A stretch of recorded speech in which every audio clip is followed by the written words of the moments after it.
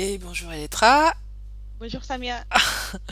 Alors, on est toutes les deux pour la 147e investigation Griffesi. Comme d'habitude, deux parties, un protocole fixe, et puis la deuxième, une exploration libre. D'accord? Tu connais pas le sujet, évidemment. Exactement. Alors, c'est parti.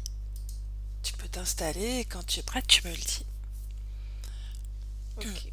Est-ce que je compte jusqu'à 5, jusqu'à Euh, 10? trois, ça va. 3, ça va? Ok. Oui, oui, oui, s'il te plaît. Ok. Alors, 3,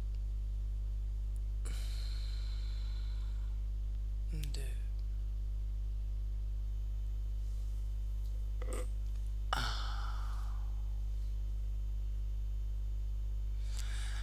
Et maintenant, à lettrage, je vais compter de nouveau de 1 à 3.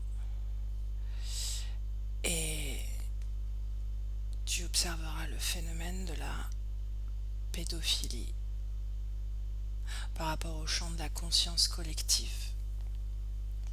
Un, 2 et 3. Oui.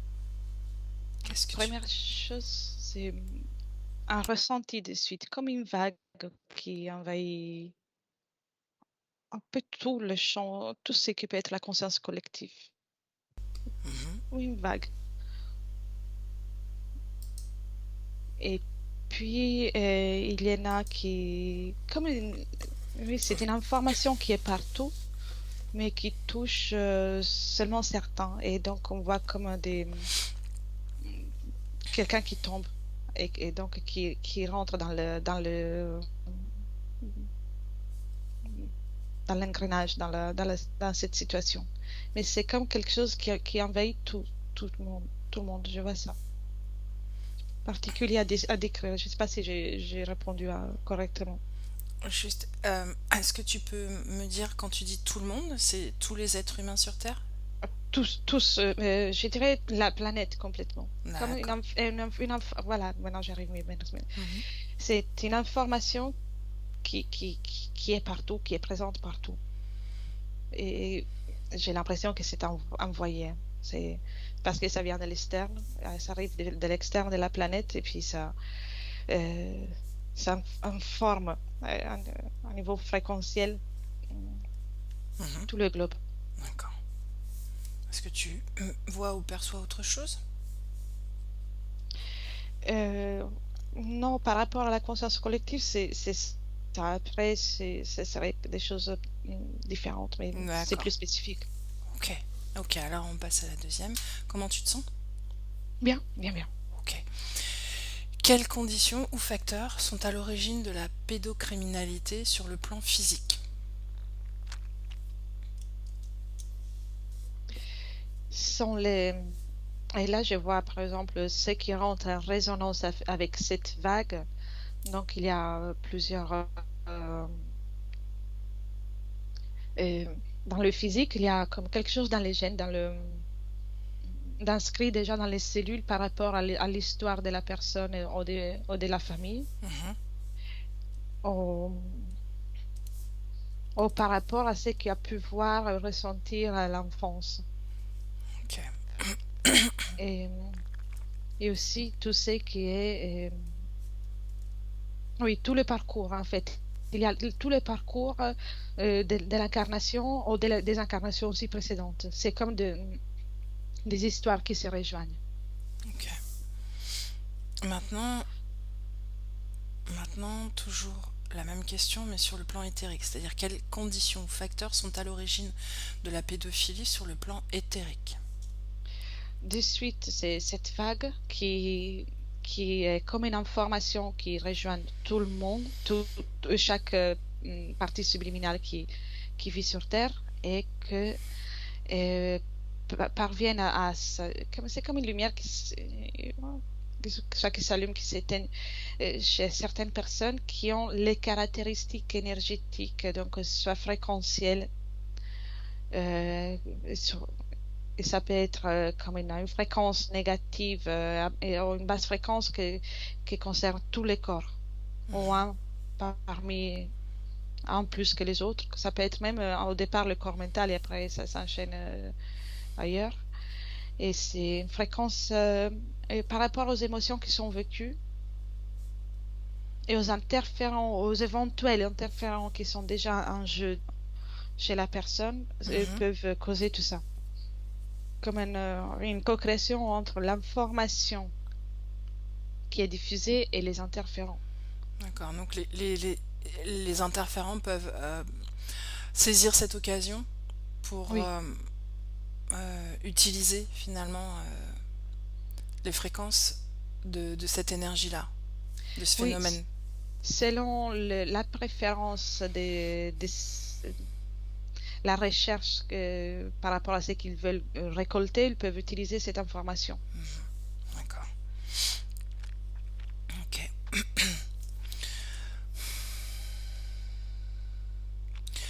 Maintenant, concernant l'origine du comportement pédophile, observe comment cela survient et quand.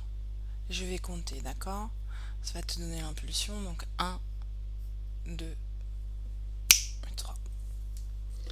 C'est quelque chose qui est, pour les personnes qui ont déjà toutes les caractéristiques, qui est comme en latence chez la personne et qui est déclenché à certains moments propices pour l'interférence. Je continue de voir des interférents Mhm. comme une volonté externe euh, et qui fait en sorte que dans le cerveau de la personne euh, soit à mesure de partir cette pulsion, cette pensée.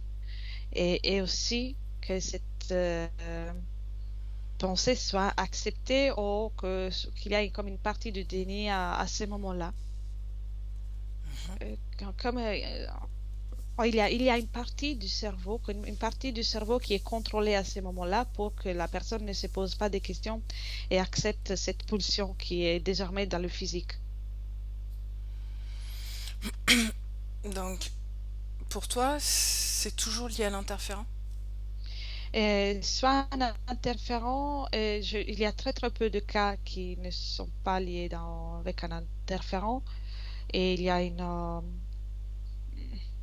un problème. Je vois comme une partie dans un coin particulier, je ne connais pas les noms du cerveau, Mhm. qui est en jeu à ce moment-là et qui fait en sorte qu'il y ait ce déclenchement.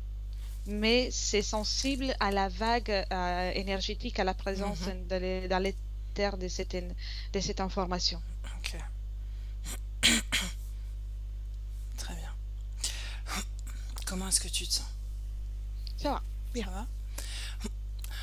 Alors, j'aimerais que tu te places vraiment dans l'ici et maintenant Oui, et que tu observes les caractéristiques communes du corps mental sur les pédocriminels. Donc, c'est-à-dire, tu peux prendre un, un caractère, une personne, choisir une personne dans les terres et observer son corps mental. oui. Et à travers l'observation, déjà, dis-moi ce qui émane en termes de caractéristiques en lien avec la pédocriminalité. Il y a une suractivité du corps mental. Mhm. C'est vraiment comme un moteur qui est surchargé, comme, et qu'à un moment donné, déclenche cette particularité. Mais il y a une suractivité et il y a une désharmonie dans les mouvements de cette énergie. Et si le corps mental est impliqué, voilà, je le vois impliqué dans la plupart des cas, mais s'il y a une grande partie du corps mental qui est impliquée, il travaille séparément par rapport aux autres corps, comme c'est comme une obsession. Ok.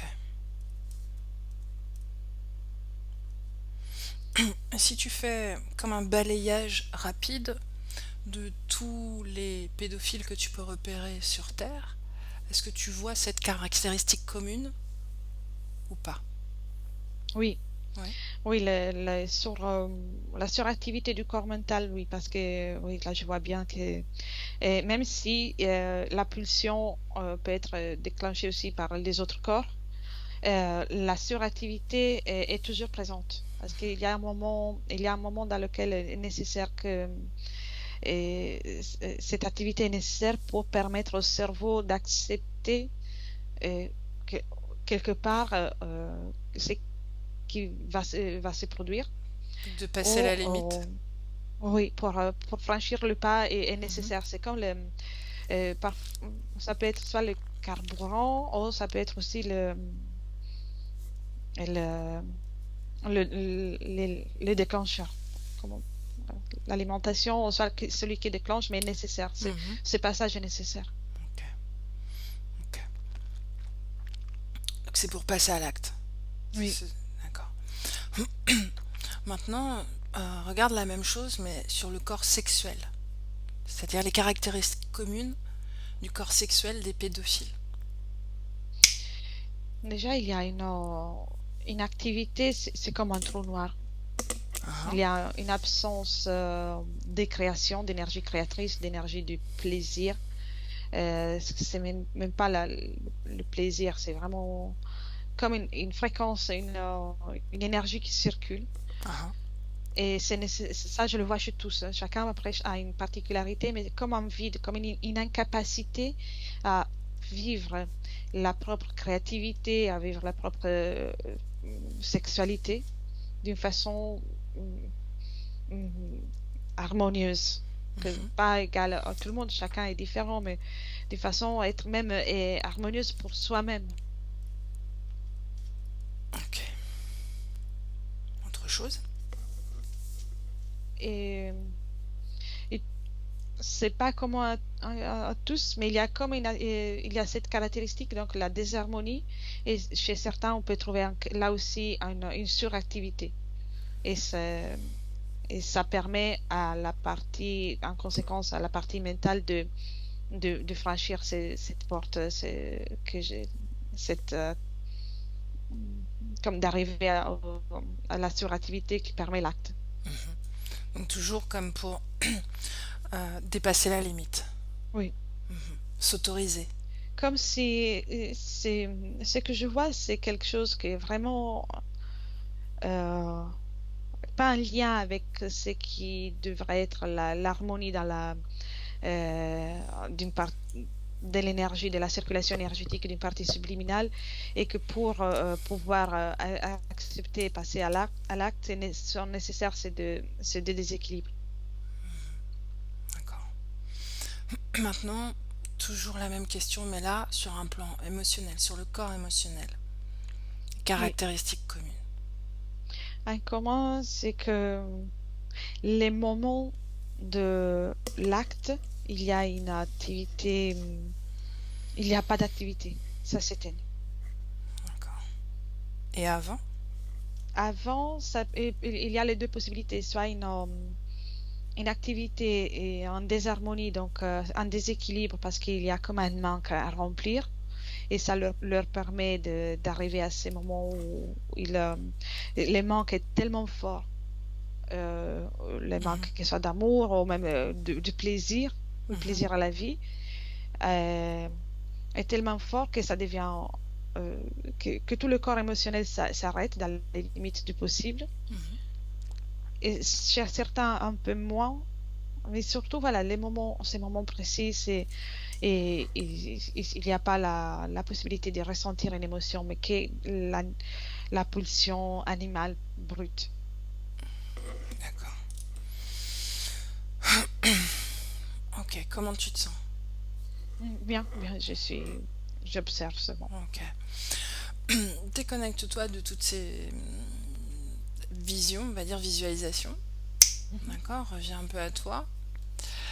Et je te dis la prochaine question, d'accord? Oui, Save the Children et la police en charge de la cybercriminalité déclarent que les cas de pédophilie et de pédopornographie euh, sont de plus en plus fréquents dans la société. Observe ces informations par rapport au plan physique Et dis-moi quels sont les facteurs qui déterminent cette augmentation. Dans le plan physique, c'est la façon de communiquer qui a changé désormais dans les dernières décennies. Ouais. Et donc la facilité à communiquer entre les personnes, communiquer avec en fait entre les proches et communiquer avec les personnes qui ne sont pas proches. Donc euh, et on peut voir tout en même temps, avoir les informations de suite de quelque chose qui s'est produit. Et ça facilite pardon, aussi la diffusion de certaines informations qui concernent la pédopornographie. Et, et ça implique aussi que certains se sentent plus, pas légitimes, mais que se sentent pas des monstres. Ceux qui commencent à avoir les premières pulsions, Mhm. se sentent comme pas seuls dans tout ça. C'est comme banalisé, plus. Oui, pour eux, oui. Oui, comme c'est... Pour eux, oui, pour eux, c'est perçu ainsi, en fait. Ok. Maintenant, regarde l'augmentation des cas de pédophilie et de pédopornographie uniquement sur le plan éthérique.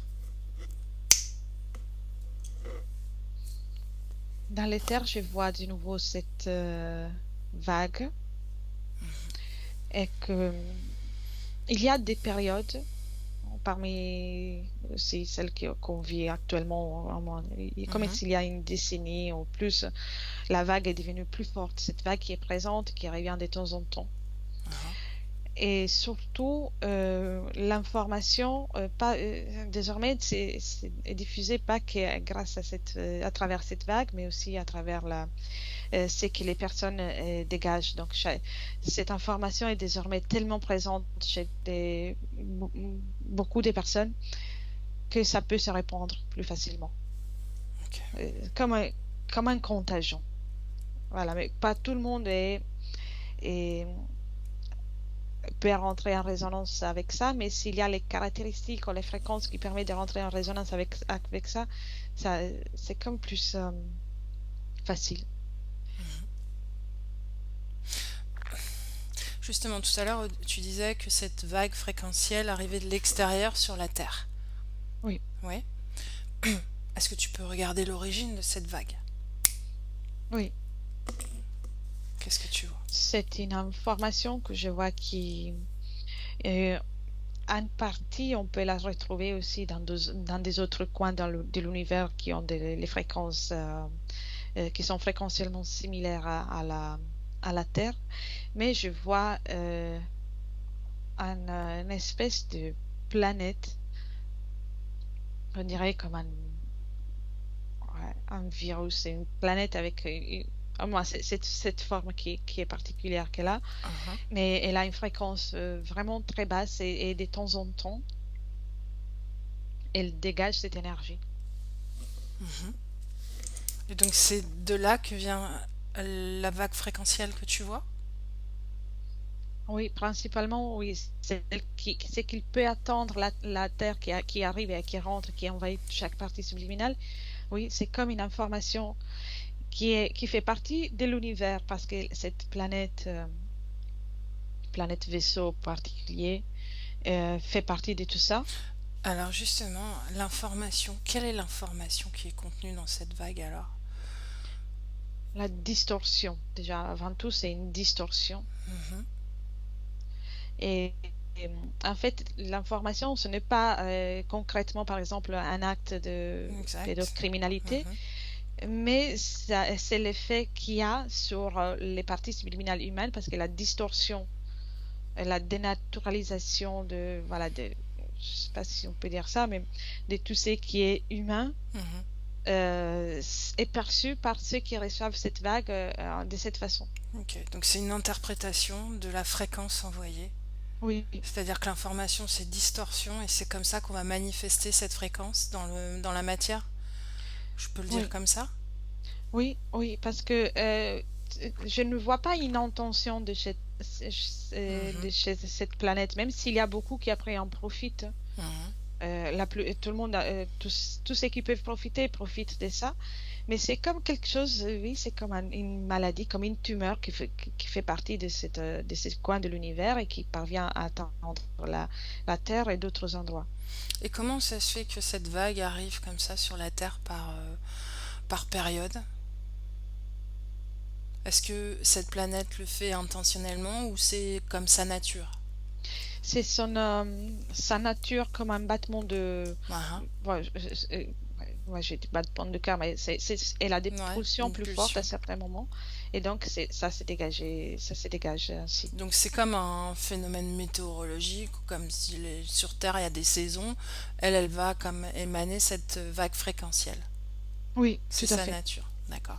Et est-ce qu'elle récupère quelque chose? Est-ce que pour elle il y a une conséquence, en tout cas un avantage, ou est-ce qu'elle en tire parti des Non, fréquences qui... D'accord. pas cette planète que je vois. Après, il y a des innombrables êtres Qui qui en ont le... profitent au Oui, passage. oui. Mhm. Et avec même beaucoup de hiérarchies et plein de structures. Mais ça, non.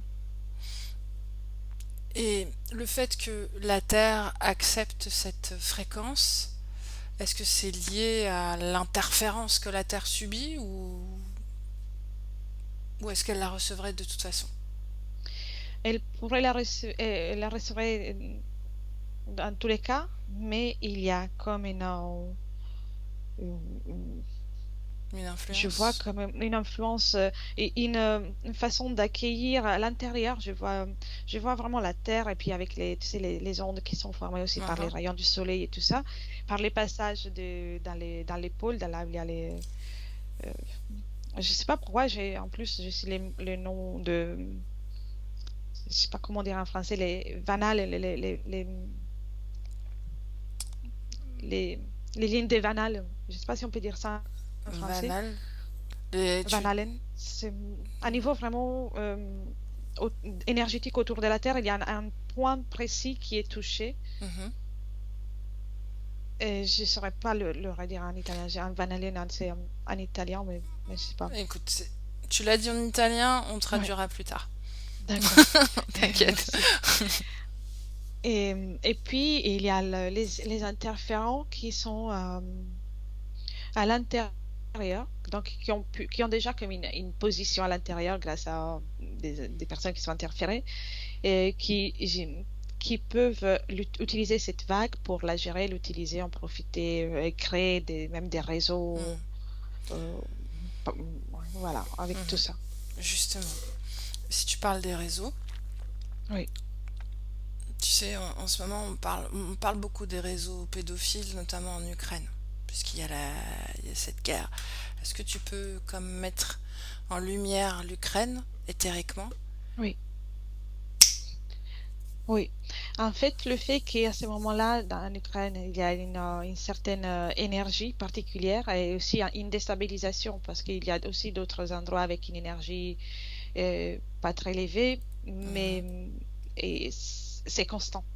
Euh, et là, c'est la déstabilisation qui fait en sorte qu'il y a un déséquilibre majeur et que permet à la présence de plus des forces obscures, des interférents, et de tous ceux qui sont là pour profiter. Et par conséquent, ils sont en mesure de diriger cette énergie et la manipuler pour, euh, pour leurs besoins. Surtout que dans les autres sphères physiques, au niveau politique, au niveau du pouvoir, on va dire ça, Mhm. et c'est déjà présent en fait. Justement, si tu regardes maintenant plus largement sur la Terre et que tu observes l'énergie pédophile, on va le dire comme ça, d'accord? Où est-ce qu'elle est la plus forte sur la Terre? Quel est l'endroit où elle règne le plus? Je le vois, oui, il y a comme oui, l'Ukraine reste allumée, je vois comme voilà, des points qui s'allument. Rome, Mhm, j'ai Rome qui continue, Rome, Rome. mhm, Et en fait, c'est dans des lieux. Oui, Rome, je vois Londres, Washington et d'autres villes hein, aux États-Unis, mais je ne connais pas les noms. Ils sont éparpillés en tout cas dans plusieurs Mhm. États des États-Unis. Les, et ça, c'est vraiment l'énergie qui déclenche après. Parce qu'après, je vois que l'énergie qui est prise pour la nourrir, elle peut être prise de tous les coins de la planète. Mhm. Et puis, je vois aussi l'Antarctique. L'Antarctique? Oui. Mhm. La France? La France, il y a soit Nice et soit Paris. Mhm. En Espagne, c'est plutôt dans des petites villes, comme quelque chose de caché. Je ne vois pas des grandes villes, mais Mhm. c'est présent aussi. En Europe, c'est bien. En Europe, États-Unis et Australie. Australie, Sydney en particulier. Est-ce qu'il y a des endroits dans le monde où cette énergie, elle ne prend pas, ne peut pas s'installer?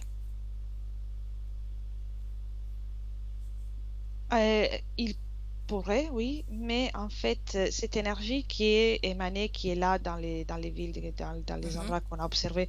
Ah, je vois aussi la Chine. Voilà, Mhm. j'avais pas vu ça. Certains endroits de la Chine. Et les autres endroits qui ne sont pas touchés directement le sont indirectement parce que voilà, les proies, les enfants sont cherchés partout. Donc, ça touche Mhm. tout le monde désormais. Ok. Mais c'est comme l'origine, c'est que dans la pulsion, faut faire ça, il faut prendre ça, il faut chercher quelque chose ou quelqu'un en particulier, ça vient de ces endroits. Mhm. On parle, quand on parle de pédophilie sur un plan physique, on parle des souterrains qui sont utilisés, qui sont construits, enfin qui sont utilisés pour faire transiter les enfants. Est-ce que tu les vois, ces souterrains? Est-ce que tu les perçois? Oui. Oui, je vois qu'il y a des souterrains qui lient quasiment toutes les villes les plus importantes d'Europe. Donc tout ce qui est important en Europe, du sud de l'Italie jusqu'à la Danemark, le nord de la France, le sud de l'Espagne, il y en a. Mhm. C'est rempli. À certains croisements, voilà, il peut y en avoir plusieurs, mais il y en a vraiment partout. Et aussi aux États-Unis. Mhm. Et voilà, la mer, l'océan, les océans font des barrières, donc il n'y a pas des tunnels qui parviennent à traverser pour Ah, le moment les océans, mais là où ils peuvent se déplacer avec ça, avec cette méthode, c'est fait ainsi. ok. Dans certains cas, je vois aussi qu'ils font comme le tour pour arriver, par exemple, de l'Europe aux États-Unis en passant par l'Orient Mhm. et pour arriver aux États-Unis, si nécessaire. Ok. Comment tu te sens en Ça va. observant tout ça? Ouais. Oui, oui, je reste à l'écart. Ok. Euh, Si on voit justement ces enfants qui sont récupérés à travers le monde, si on les voit comme des ressources, même si c'est un peu froid, euh, qu'est-ce qu'ils vont alimenter sur un plan physique d'abord? Physique, c'est déjà euh, tout, hein. Déjà, ils vont alimenter la pratique de la pédophilie. Et après, ils vont alimenter, dans certains cas, même physiquement, ils sont utilisés, ils sont exploités dans tout. Soit pour le faire faire des actions particulières, soit pour ils- dans certains cas, ils vont être utilisés pour la suite, dès qu'ils sont particulièrement, comment dire, cassés en tout ce qui est leur personne, Mhm.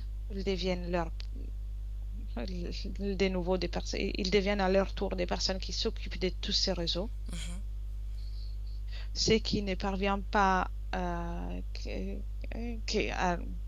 rentrer dans ces réseaux, donc qui refusent, qui ne coopèrent pas avec tout ça, parfois ils leur sont pris les organes. D'accord. Donc, en fait, s'ils refusent la procréation, sont utilisés en tant qu'objet, organe. Ok. pour, euh, pour exploiter ça aussi. Est-ce qu'ils sont utilisés pour des rituels Oui, aussi. aussi, donc pas que. Pour tout, hein, parce que je vois que certains sont utilisés pour des rituels. Mhm, Et ceux qui sont utilisés pour les rituels sont ceux qui ont mm, comment dire, qui risquent d'avoir une majeure propension pour faire leur propre rituel à leur tour, mhm, ou devenir même des chefs d'État, parce qu'il n'y a plus, tout est différent, il n'y a plus la personne, l'enfant, il n'est plus là, mhm. c'est cassé. Et donc ils acceptent Ils sont programmés. ensuite d'être programmés et de programmer à leur tour, donc de programmer certains d'autres rituels et de tout ce qui doit être fait après. Mhm. Quelle, euh, quelle organisation est à la tête de ces réseaux et de justement de particulièrement ces réseaux qui vont produire d'autres pédophiles, d'autres commanditaires d'hommes politiques, etc. Je, pour le moment, je vois qu'elle a sa présence énergétique qui Mhm, est la forme d'une pyramide mhm, et avec une pointe à l'intérieur de la Terre et les autres à l'extérieur et qui peut se mouvoir selon. ouais. Euh, J'ai raison de croire que c'est symbolique, mais et je vois vraiment, ça investit même la planète, ce qui est l'énergie de la planète. Mhm. Et c'est la même énergie que je perçois dans toutes les villes. Donc, il n'y en a pas une qui est différente par rapport au continent ou à la langue qui est parlée. C'est géré par, c'est maîtrisé, géré par les mêmes, sont les mêmes. Et qui sont-ils alors? Est-ce que tu arrives à les identifier? C'est particulièrement, c'est des reptiloïdes, c'est qui sont au- en haut de toute cette pyramide Mhm, qui tourne, qui fait ça. C'est, moi, je perçois un ADN reptiloïde, même s'il y a tous les autres aussi qui peuvent participer. mhm. Mais Et parce qu'il y en a, par exemple, les reptiloïdes apprécient plus certaines caractéristiques, ou plus que, je sais pas, les insectoïdes que je vois beaucoup, moi, ou un peu en retraite, et les humanoïdes. mhm. Mais les reptiloïdes sont vraiment là dans le trône, là, et c'est vraiment leur création. Ah, c'est eux les chefs de projet Oui, de cette énergie-là. Donc tu dis elle est présente partout et qu'elle est figurée par une pyramide avec une pointe enterrée et une pointe en l'air. C'est bien ça, j'ai oui, compris, et qui tourne. oui. D'accord. La pointe en bas, qui n'est comme enterrée, à quoi sert-elle? Quel est son sens? C'est c'est comme un ancrage. Ouais. Un ancrage pour ce qui est tout le reste. Comme euh, oui, pour pouvoir rester là où elle est, sans bouger, même si avec la volonté, ils peuvent rester sans bouger, mais pour faire en sorte que ça soit le noyau commun et pour faire en sorte que l'énergie puisse envahir aussi euh, chaque atome, chaque petite particule de la Terre, qu'elle soit diffusée partout, de la planète. Pourquoi est-ce que c'est essentiel que cette énergie soit diffusée partout? Parce que autrement, la planète Terre, c'est comme un interférent sur la planète Terre, comme si, admettons que la planète soit une conscience, Mhm. ça c'est son interférent. Ok. Et ça fait, comme ça fait pas partie d'elle, s'il n'y a pas cet ancrage si Mhm. violent même, parce que ça crée ça crée vraiment un déséquilibre vers le noyau. S'il n'y a pas ça, sans ça, il ne pourrait pas rester de cette façon. Mhm. Est-ce que, par exemple, la prostitution ou la pornographie adulte a le même impact, la même figuration énergétique sur Terre? Oui ou non? Regarde. Non, Non? non. C'est particulier à la pédophilie. Oui, parce que ça va nourrir aussi une notion particulière de pouvoir malsain Mhm. qui est mis, que je vois aussi encore dans les pointes des autres, de tout, de tout ce qui est le pouvoir physique. C'est comme, c'est nécessaire pour, euh, pour ça. Si tu si tu regardes un peu la totalité des consciences humaines, quel est le pourcentage de la totalité des consciences humaines qui acceptent cette énergie pleinement? Regarde. Entre le 1 et le 2, ça peut varier. 1-2%. Oui, Donc finalement, c'est une minorité. Très oui, oui, petite. oui. Et ces 1-2% de conscience, ces consciences-là que représentent les 2%, on va dire, elles sont... Quel type? Est-ce qu'elles ont un point commun, ces consciences? Oui, elles ont... Ouais, c'est des certains, c'est même pas une hybridation, mais l'empreinte de ces êtres, de ces reptiloïdes, Mhm, est vraiment présente. mhm, Et il y a un commun, oui, c'est ça, une sorte d'hybridation, d'acceptation d'hybridation. mhm, Et, et aussi un corps émotionnel très froid. mhm. Comment ils ont réussi à hybrider des consciences comme ça, humaines? Ce sont des interférences qui ont été poussées au fil du temps. Mhm, Et vraiment, c'est pas quelque chose qui s'est fait du jour au lendemain. Je vois que c'est comme un travail qui a commencé au moins 5 ou 10 000 ans avant qu'aujourd'hui. 5 ou 10 000 ans. Oui. Il y a une préparation. Et justement, tu es d'accord pour régresser à cette Oui, époque-là? Alors on y va. Au début, tout début. oui. Qu'est-ce que Tout est tu vois? plus léger dans le sens que sont présentes toujours la vague qui rentre dans les énergies de la planète, est présente la pyramide qui est au centre de la Terre, mais la planète Terre et ses habitants et tout ce qui elle est et qui elle représente ne co-crée pas avec cette vague. Donc c'est très rare que quelqu'un tombe sur le fait de cette information fréquentielle. Mhm, Pour cette raison, c'est qu'ils sont au, aux commandes, donc au pouvoir de la pyramide, je vais l'appeler ainsi, mhm. que je vois à l'intérieur de la Terre, s'appuient sur les très peu de personnes qui rentrent dans ce jeu-là ou qui tombent dans ce jeu-là. Et sont les premiers qui ont quelque part bâti ce système qu'on voyait aussi tout à l'heure qu'aujourd'hui il y a les tunnels. En fait, c'est eux qui sont toujours les mêmes. Donc ils ont inspiré ces êtres humains au fil du temps. Comment ils ont fait pour hybrider comme ça, pour...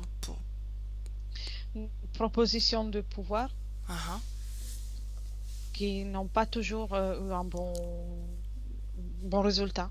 Des fois, il y a eu des refus, mais dans ce qui est la vie sur Terre, en fait, même il y a eu plusieurs parties subliminales qui ont pu refuser à un moment donné, Mhm. sur Terre, ils ont pu créer comme des lignées, des personnes qui ont ça dans le sang, qui ont Ah, ça dans les gènes, ça devient physique. Ils ont réussi à le faire devenir physique et à permettre une sorte de continuité physique là où ne pouvait pas y avoir la continuité subliminale. comment Oh, ils ont fait ça alors? C'est quand même...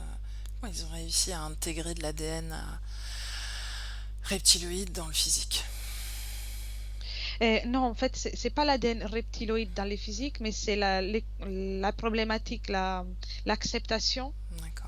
Donc c'est euh, l'information.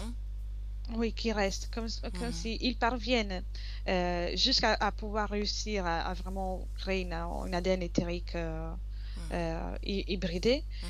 Ils Ok. ont, ils ont travaillé aussi dans le physique, donc créer comme les terrains physiques d'un corps physique qui peut être habité par quelqu'un qui a les caractéristiques voulues. Mhm.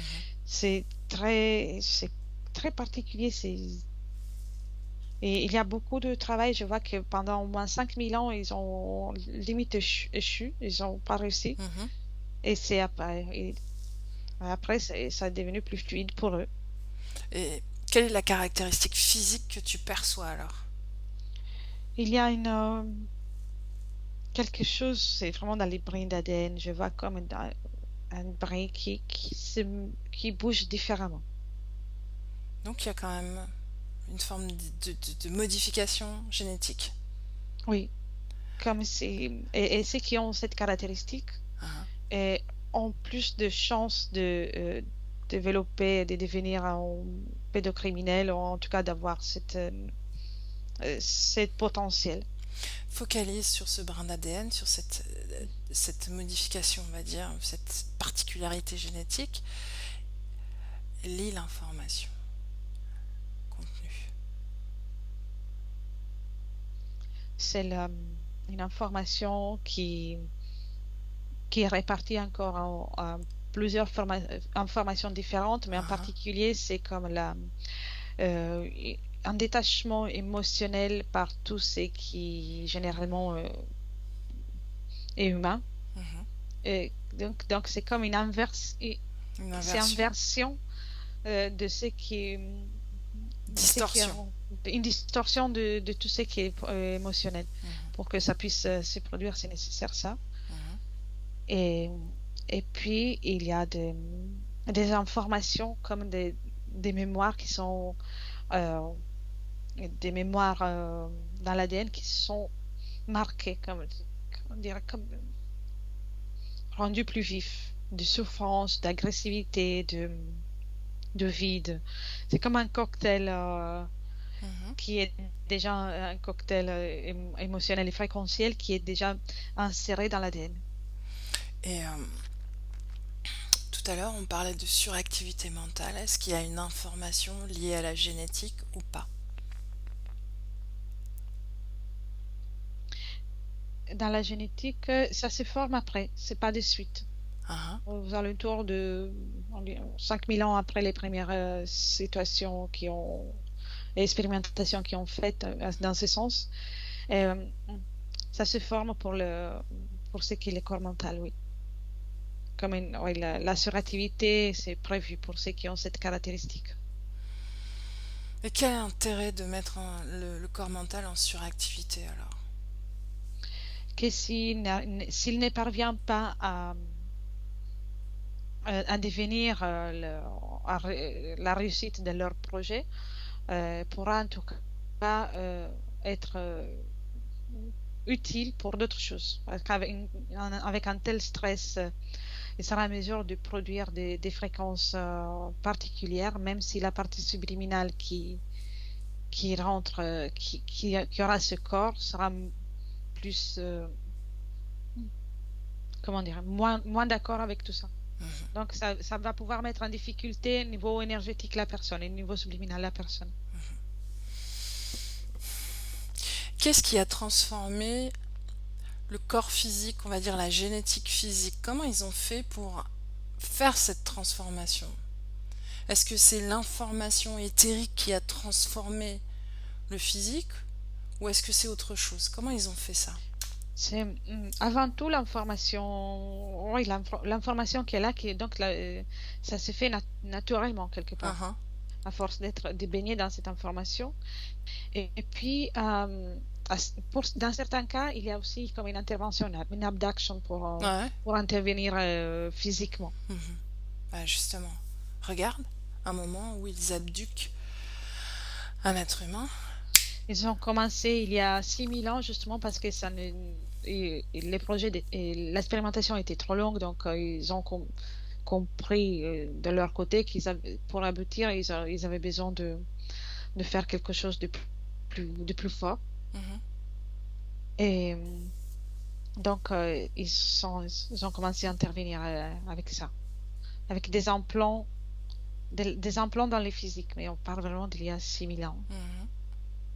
Et Et ça a influencé après dans la reproduction des êtres humains physiquement, ça a influencé. C'est comme un message ADN. oui, et pas seulement, il y a soit le message ADN, mais aussi le message fréquentiel, parce qu'il s'agit des personnes qui ont eu comme des attitudes tordues, des attitudes malsaines vis-à-vis de leurs proches, de, de leur famille. Et donc, ils ont déclenché tout ça dans leur propre lignée, en fait. Ils ont pu déclencher tout ça dans leur propre lignée, rien qu'avec le comportement. Et est-ce que cette vague fréquentielle qui est envoyée sur la Terre de façon pulsionnelle par cette planète euh, est nécessaire finalement, est toujours nécessaire, ou est-ce que ces hybridations effectives finalement fonctionneraient d'elles-mêmes face à la pédophilie? J'espère que j'ai pas été trop long. Oui, non, non, j'ai compris. Mhm. En fait, désormais, au stade dans lequel nous sommes là, ça ne serait plus nécessaire, en fait. Mais Ouais. ça, elle est là Ça et donc nourrit. et ça nourrit. Et c'est Mhm. pour ça, quand je vois, quand je voulais passer, là, il y avait comme pas une lumière, mais une légèreté. Tout était un peu plus léger Mhm. qu'aujourd'hui. Mhm. C'est l'accumulation. Ok. Est-ce que tu arrives à repérer, et ce sera ma dernière question, un être humain qui est cette transformation physique et éthérique, qui soit pédophile, et qui serait enclin à changer de direction d'une façon ou d'une autre, ou à prendre conscience de la distorsion qu'il vit et qu'il fait vivre. Oui, oui, il y a des êtres humains avec plusieurs stades. Il y en a certains qui sont presque fiers de leur propre situation, mais il y en a Mhm.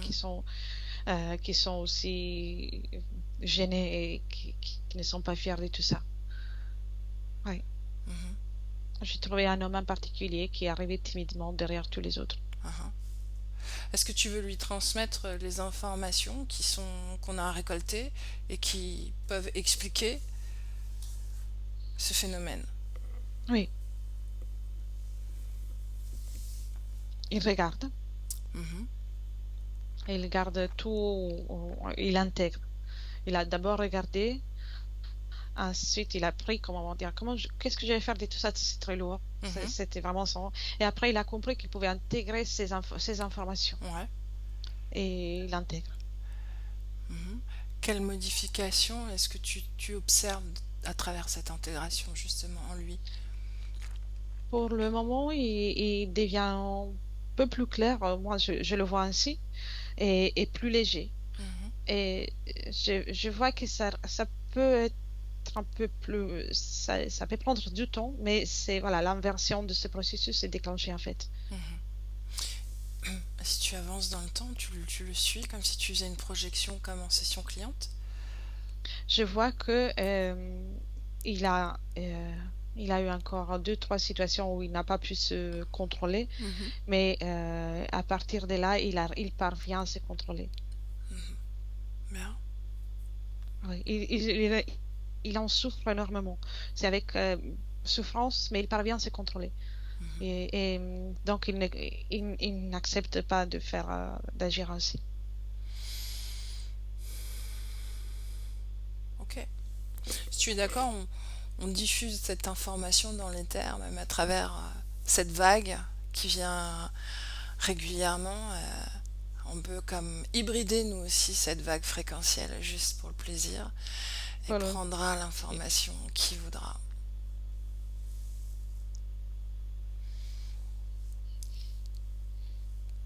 Est-ce Oui, qu'il est-ce qu'il y a eu un phénomène particulier ou qu'est-ce que tu ça, à un moment donné, ça vibrait hum, différemment, hum, comme le temps de l'intégration de ces informations, en fait. Ça vibrait et puis ça s'est intégré dans cette vague. hum. Bon, comment tu te sens, Elettra?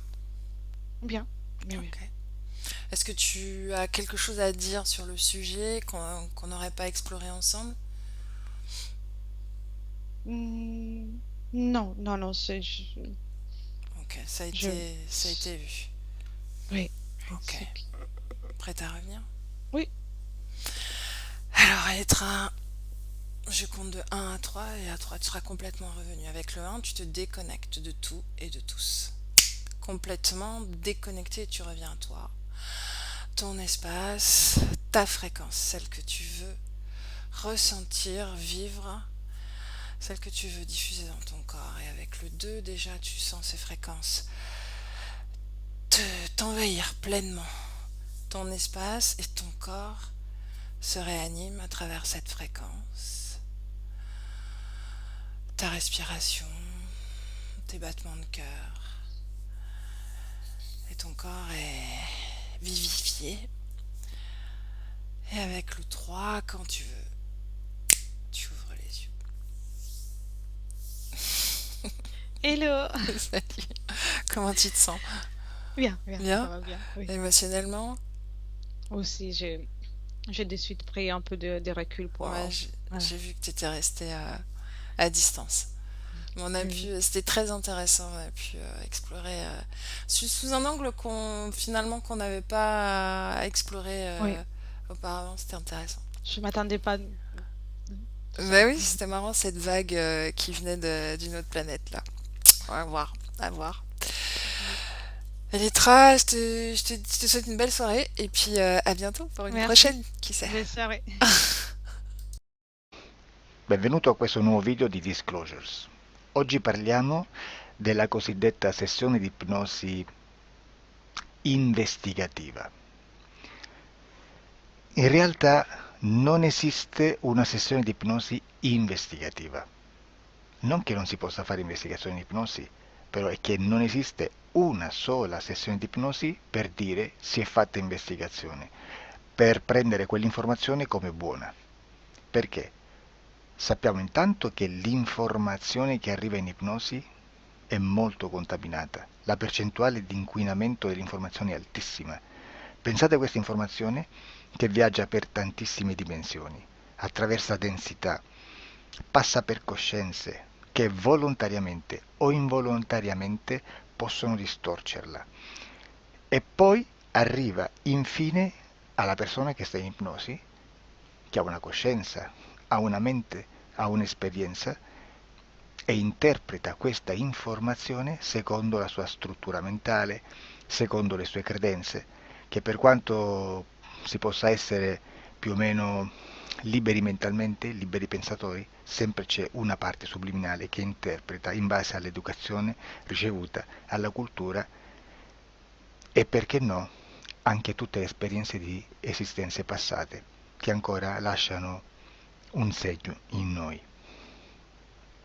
Per capirci, è come se dovessimo parlare con un'altra persona immersi nell'acqua, a qualche metro di distanza, cercando di utilizzare un mezzo, che è quello della corda vocale, che è fatto per produrre suoni da trasmettere nell'aria. Noi stiamo utilizzando questo strumento per far passare un'onda sonora nell'acqua o in un liquido.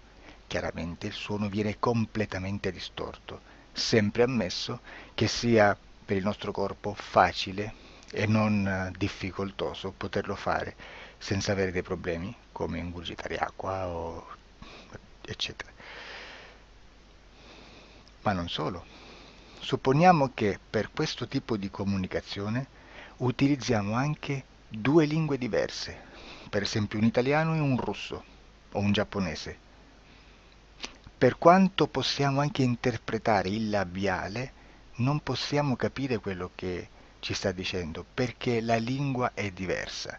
La lingua, diciamo, da dove parte l'informazione a dove arriva è completamente diversa, il codice, il linguaggio è diverso, ma possiamo anche cercare di capirci attraverso i gesti, attraverso le espressioni facciali. Per quanto sia ipoteticamente facile poterlo fare sott'acqua, però non dobbiamo dimenticare che l'acqua non è l'aria e può distorcere l'immagine, ma non solo.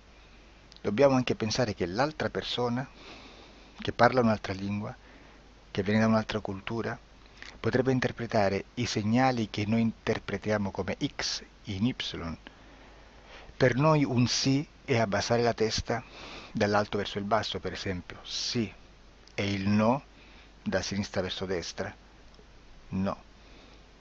in alcuni paesi orientali, come le Filippine credo o qualcun altro, utilizzano esattamente gli stessi segni, ma al contrario. No. Sì. Immaginate due persone di queste due culture che stanno cercando di comunicare in maniera così difficoltosa e alla fine non gli rimane altro che interpretare il linguaggio corporale. Sì, che per l'altro invece no. Cosa voglio dire con questo esempio estremo? Che l'informazione da dove parte a dove arriva viene completamente deformata. Non sappiamo esattamente quale percentuale perché ogni situazione è a sé stante, però la percentuale di inquinamento, di distorsione, di contaminazione di questa informazione è assolutamente alto. Quindi fare una sessione investigativa, mettere una persona in ipnosi e chiedere di Tizio Caio Sempronio di una situazione o chiedere certi dati è assolutamente controproducente, è assolutamente inutile. Quindi vi chiederete cosa fate allora voi quando fate ipnosi, quando fate delle domande, quando cercate delle risposte e con queste informazioni che vi arrivano lavorate sulla situazione esoterica del cliente. Beh, non facciamo altro che recuperare questa informazione solamente per arrivare al problema del cliente e poi lavorarci. Quindi il valore dell'informazione non è quello di un'istruzione, quello di memorizzare dei dati e di prenderli per buoni, ma è un veicolo di movimento, di trasporto verso la causa del problema per poi lavorarci. Quindi lo scopo di questo tipo di informazione che si prende dalla singola sessione è completamente un altro. Come si fa quindi? Investigazione in ipnosi. Il lavoro non è semplice, il lavoro è lungo, difficoltoso, stancante. È necessario farlo anche in squadra perché bisogna moltiplicare il numero di sessioni da fare e una sola persona potrebbe farlo soltanto in un tempo estremamente largo. Noi abbiamo delle informazioni che prendiamo ormai per buone, ci lavoriamo, danno dei risultati e quindi per noi sono buone. E come abbiamo fatto ad avere queste informazioni? Per esempio, come facciamo a sapere che un extraterrestre chiamato il cosiddetto grigio è più o meno alto X, poi ci sono magari quelli anche un po' più alti, ma hanno un corpo strano, hanno una pelle grigio-verde, hanno degli occhi grandi a mandorla neri, senza una pupilla visibile, non hanno quasi bocca né naso né orecchie, hanno soltanto delle fessure, non hanno organi genitali, hanno degli arti molto più lunghi rispetto alla proporzione che potrebbe avere il corpo umano e di solito hanno meno dita delle 5 del corpo umano, eccetera, eccetera, eccetera. O se no prendiamo un altro tipo di essere che possiamo incontrare in ipnosi, come facciamo a dire che hanno delle somiglianze con i rettili, gli animali rettili terrestri o gli invertebrati, gli insetti terrestri? Perché? Perché siamo sicuri di questa informazione e ci lavoriamo e quando ci arriva la prendiamo già per buona, nonostante sia anch'essa contaminata.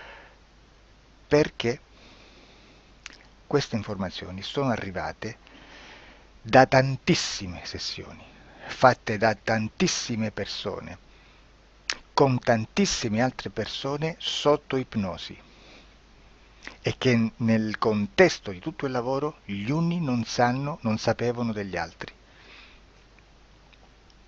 Questo dato può essere più o meno rilevante, sempre c'è contaminazione e quindi possiamo prendere per buono anche un gruppo di lavoro dove l'uno possa sapere dell'altro. Ci potrebbe essere una contaminazione del contesto di quel gruppo di lavoro, ma si aggiunge semplicemente una piccola percentuale di questa contaminazione a già la grande che esiste. Non è così impossibile lavorarci. Da tutte queste sessioni, da questo grande numero di sessioni, migliaia, diciamo migliaia, noi prendiamo solamente quell'informazione che è uguale a tutte, che è in comune a tutte, o a quasi, perché magari qualcuna ci potrebbe essere niente in comune per una fortissima contaminazione, perché no? Ma dobbiamo prendere una stragrande maggioranza proporzionalmente abnorme rispetto a quello che potrebbe essere un minimo di scartabile,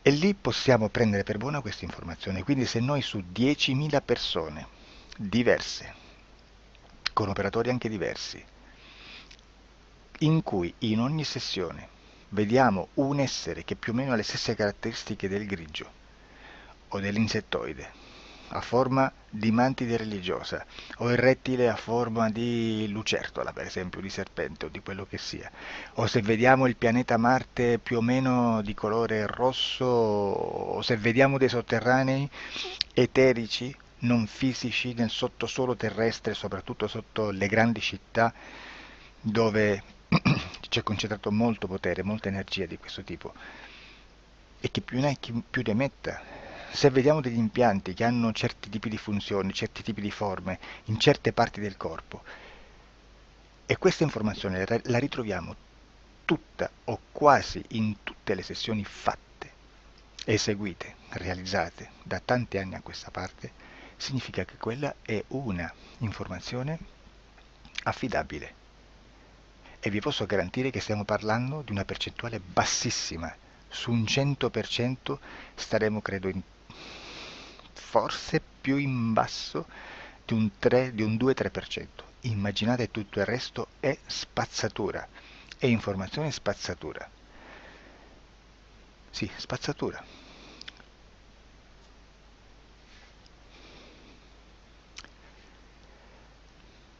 C'è anche un'altra cosa da dire. Supponiamo che un operatore faccia un'ipnosi e voglia andare a vedere cosa fa Tizio, cosa fa Caio, cosa fa Sempronio. Arrivano delle informazioni e si dice che Tizio è biondo, Caio è zoppo e Sempronio è uno sportivo. Intanto già abbiamo detto che una sessione soltanto non serve, d'accordo? Ma poi c'è da dire che una coscienza, un essere, in ambiente subliminale, la sua parte subliminale potrebbe non dare autorizzazione a questa fuoriuscita di informazioni. Mi potreste dire, e allora tu quando chiedi agli esseri cosa fanno, cosa non fanno? Beh, intanto la prendo sempre con le pinze, perché abbiamo sempre detto che tutto è molto contaminato e mi serve solo per dirigermi da una parte. Ma c'è anche da dire che se un essere interferisce con l'altro, ha aperto un canale di comunicazione a cui non può ovviare, a meno che non lo recida, non lo annulli. Quindi quando io faccio la domanda a un essere, se lo faccio attraverso l'interferito, mi arriva l'informazione per un canale aperto che sottostà alla volontà dell'interferito. Sulla volontà dell'interferito parleremo in un prossimo video disclosures. Però, se io voglio fare un'investigazione sopra Tizio, Caio e Sempronio, che non hanno nessun collegamento, nessuna interazione e nessuna interferenza con il soggetto con cui io sto realizzando l'ipnosi, non è detto che mi arrivi questa informazione. Assolutamente. Potrebbe esserci completamente un muro. Come potrebbe esserci informazioni, perché quell'altra parte potrebbe autorizzare comunque. Ma non è detto.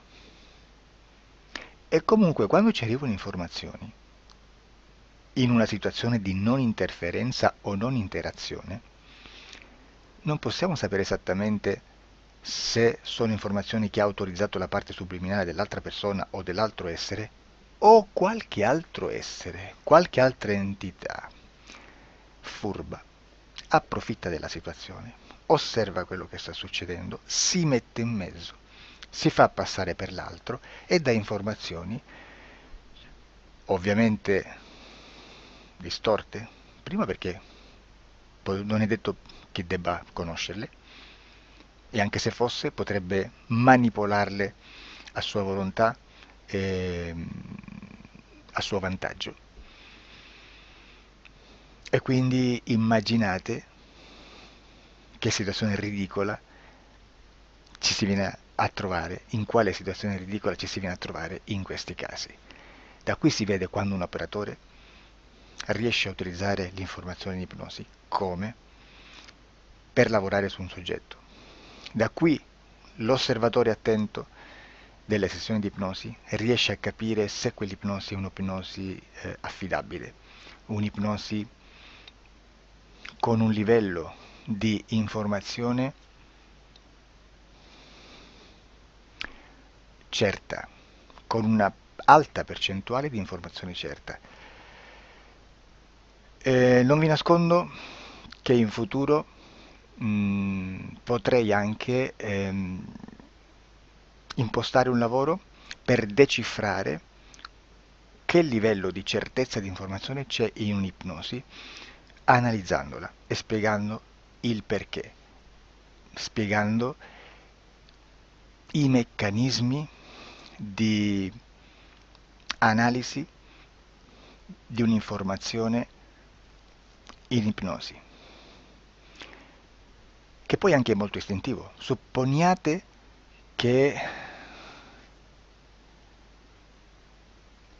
Supponiamo che dobbiamo cercare un'informazione su internet, per esempio un fatto di cronaca. Voi preferite mettervi su un sito ufficiale? A caso. L'ANSA in Italia, ADN Kronos, qualche telegiornale che per quanto possano manipolare l'informazione ad alti livelli, comunque possiamo dare affidabile la fonte dell'informazione che viene trasmessa. Non possono trasmettere una bufala sicuramente. Verrà sicuramente manipolata ad altri livelli. Ne parleremo in altri video, ma a livello base la fonte è certa.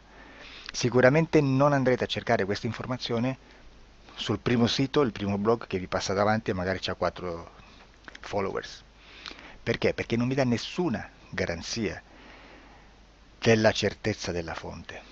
Non c'è un controllo né nella struttura interna di questa agenzia di informazione e né dal grande pubblico, che per la quantità di persone che attingono quell'informazione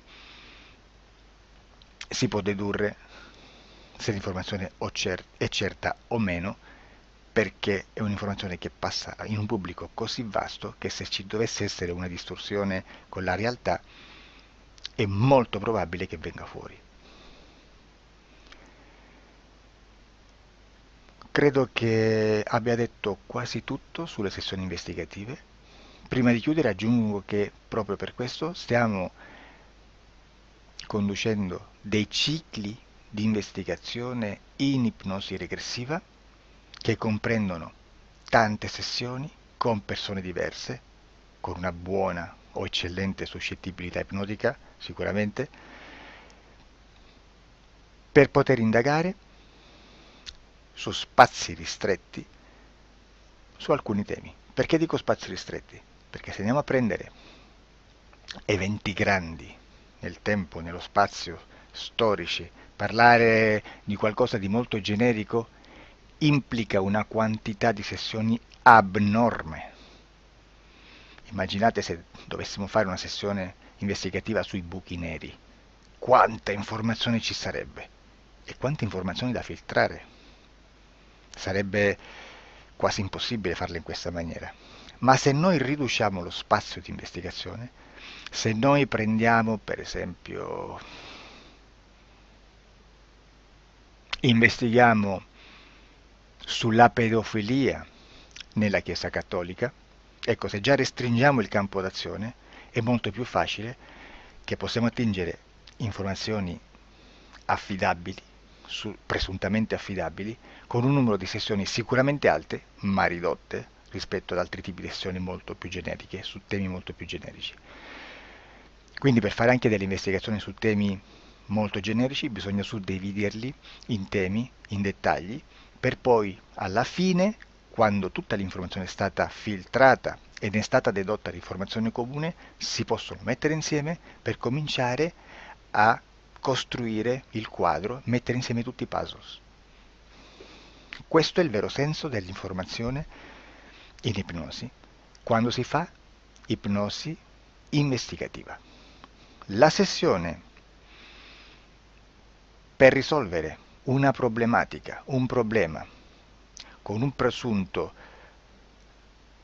una presunta origine esoterica di un cliente, di una persona, è un'altra cosa, sono altri metodi, altre tecniche e l'informazione si usa in un'altra maniera, ha un altro scopo.